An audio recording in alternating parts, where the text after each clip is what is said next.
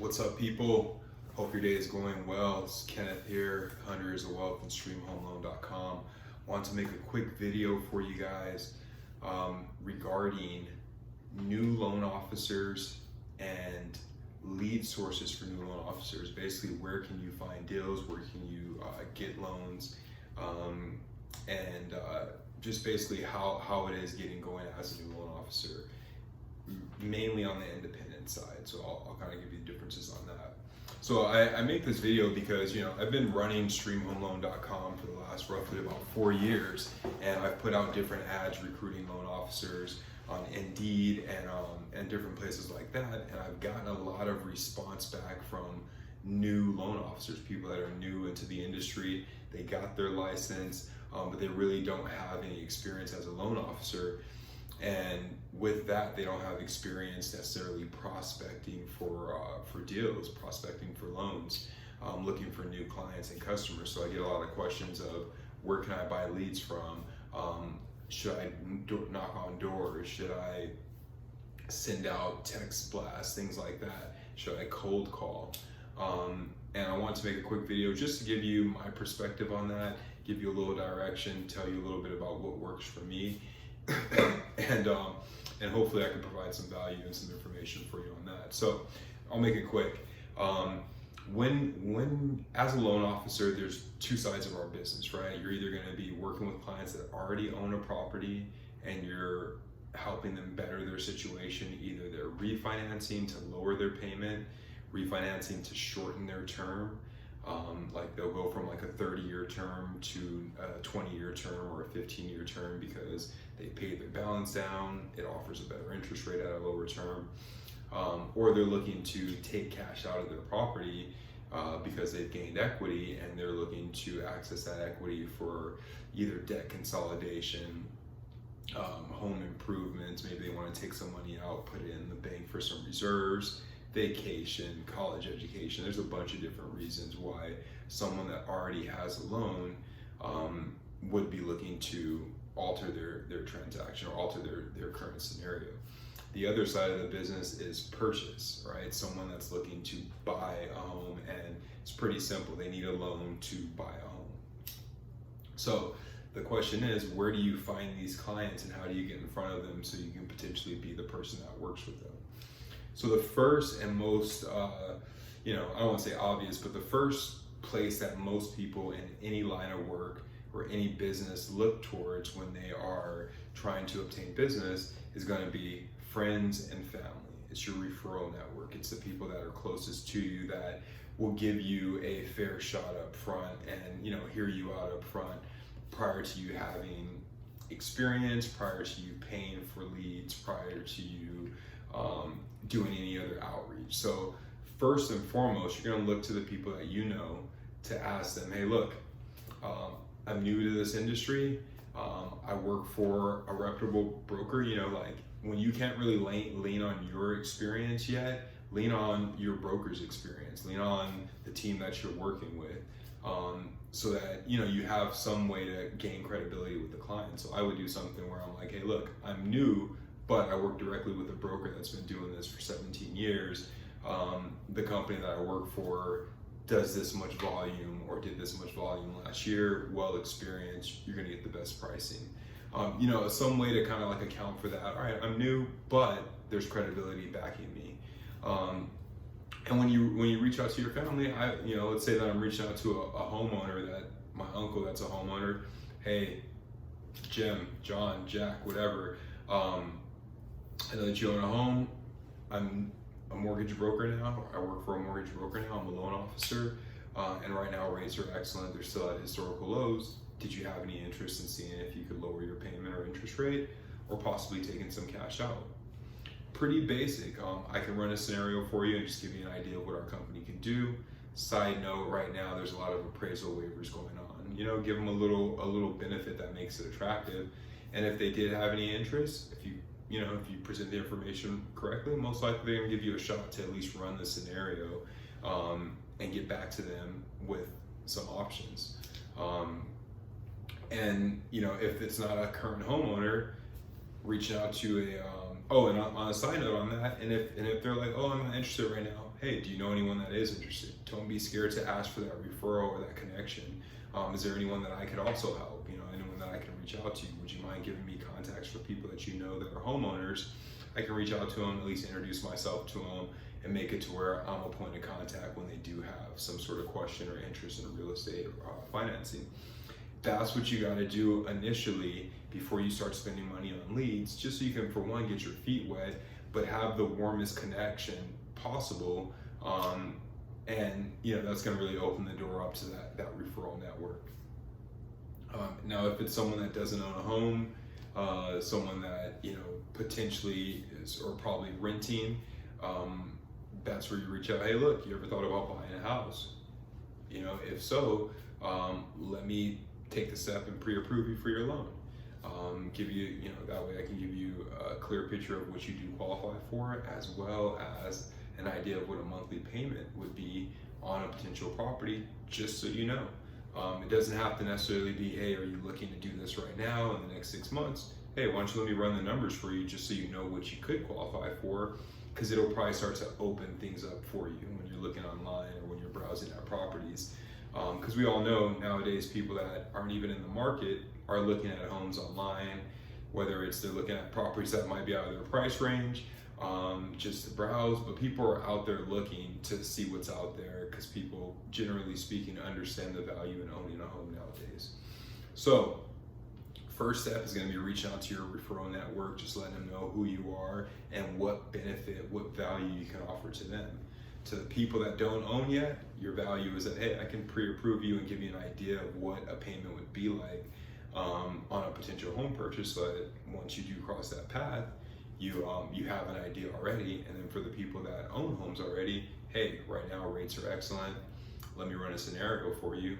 Were you interested in possibly lowering your payments or taking cash out? At either or close. And that's just basic, keep it light, not really looking for any sales push on that, just running a scenario for those people. And the next thing you know, you're offering or you're presenting something, hey, did you know that you could possibly save a couple $100 a month? Here's how it works. Taking the next steps with them from there. Referral sources, right? From there, there's going to be different mechanisms like buying internet leads from internet lead aggregators. These are companies that send out little, they'll put little pop-up ads out on the internet where people click on them because it says, the government has reduced rates, or just little clickbait ads, but those ads actually do generate leads. They might not be the highest quality compared to another source of leads, but they do generate leads. These are people that traditionally or generally are homeowners looking for some mechanism to lower their payments. Those companies may sell those leads to a couple of different people like yourself, and creating the competition within the lead source. So that's one avenue. Other avenues are generating social media traffic. You could try to do that yourself, or you can pay a company to generate that for you. That should generate leads as well. So all those are two sources. Those are you can push the avenue of like buying refinance leads or generating refinance leads, and then there's also sources like Zillow, Redfin, Realtor.com, where they're places where people go online and look for properties, but they're also selling lead information to loan officers and realtors, because those people that go and search for properties, they end up clicking, want to get pre-approved or want to talk to a realtor, and then those turn into leads, and then they come to people like myself. I reach out to them and say, hey, got your information, looks like you have interest in purchasing. I'm a realtor and a loan officer, I can help you with that, or whatever your spill is going to be. But that's how it works. So up front, the best thoughts for myself is that if you're independent, is really trying to generate business through the lowest cost mechanisms up front. Your referral base, your friends and family circle, and then if you have funds ready to invest, then looking at different sources that might cost you a few $100 to $1,000 to generate the leads. And they usually have conversion rates that they can go over with you, where it's like, hey, our conversion rates are 2%. If you get 100 leads from us, you should be able to close 1 to 2 transactions, things like that. And then you can do the math for yourself and kind of figure it out. But to really create the consistency for yourself, I would say you want to spend money on leads sooner rather than later. But up front, definitely take a shot at your referral base and your friends and family, not only to give yourself an opportunity with someone that's warm that already knows you, but also because it's cost effective and you get to try, you get to speak and kind of work through your kinks of your pitch and your process before you're doing that with leads that you may have spent money on. But don't be scared to spend money on leads. These are people that are looking for a professional to give them an idea or an answer on what they can do. That's how you're going to really create the consistency in your business, by having a lead source. You have these companies that are constantly reaching out to people. Send those people your way. You're going to close some of them. You're not going to close the majority of them, but you're going to close some, and the profit or the commission from that should well outweigh your expense. But the best thing to do is do research, check with different lead sources, find out the conversion ratio, find out the best approach for yourself. Some people like to just sit back and dial a bunch of leads and create contact from that. You're going to spend less with leads that you're dialing on compared to someone that's paying to have a lead transferred to their phone where they're already on the phone. You'll spend more on that source, but you're going to cut down the time that it takes to actually get in contact with people. So it's a give or take. And I think you just want to I don't want to say diversify your lead sources, but research the lead sources, find out about them, and dabble in each one and see which one's going to work the best for you. But they work. That's my main point, is that they work. So you can go into them with confidence that if you hit them hard, work hard, and do research on what's effective in that source, or with leads in general, and what's an effective pitch, it'll work. You can't just go at it and get the leads and just call a couple of times and they didn't pick up, or they didn't, that person said that they already moved on. No, you'll learn if you do research that with any lead source that you're calling on, it usually takes like 7 or 8 dials for that lead to actually engage with the loan officer.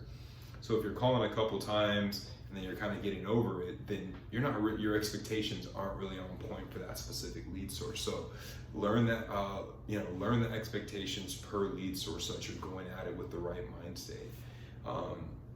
But they work when you put in the effort. Early on in my career, I would call a couple times and get annoyed and get over it. And then I had to buckle down, do my research and figure it out. And then you start to understand that it's really in your control. You could really turn up your volume as you turn up your lead flow, So that's all I'm gonna do right now, because I could run on forever talking about different lead sources, but really it's about referral base, friends and family, and then starting to dabble into lead aggregators, companies that are going to generate leads for you, whether it's an internet lead where they're sending you an email saying, hey, this person just requested information, or they're transferring you someone live on the phone, a little bit of a higher cost, but much higher conversion, less time to get that person on the phone. So reach out there, Google mortgage leads, and you'll come, I'm sure a bunch of different companies will pop up. Do your research, do some cost comparison, figure out what's going to work for you based on the time that you have available to spend on prospecting. And when you do the math and you figure out the highest and best use of your time, you should be able to come up with a formula that's going to work for you, because there are millions of people out there, depending on your region, hundreds of thousands or thousands of people reaching out for loan officers to help them with a refinance or help them get pre-approved and purchase a property. But the reality of it is that most loan officers aren't going to do the grind even if they bought the lead. They're going to buy the lead and they're going to give up if the person says, oh, I'm busy or I'm at work, probably won't call back. That should give you confidence that if you just put in the basic effort of making contact and putting the positive effort in, you should have a higher success ratio than even the average numbers, just based on the fact that you're standing out amongst the competition and just making that call, following through, calling back, emailing, sending a text saying hello, and letting them know that you're local and you're not in a call center overseas or whatever the case is. That additional effort will go a long way. So hopefully I provide some information to you that's valuable. Like, subscribe, and share it to someone that share it with someone that may be able to benefit from this information. Have an excellent day. 100 years of wealth to you and yours.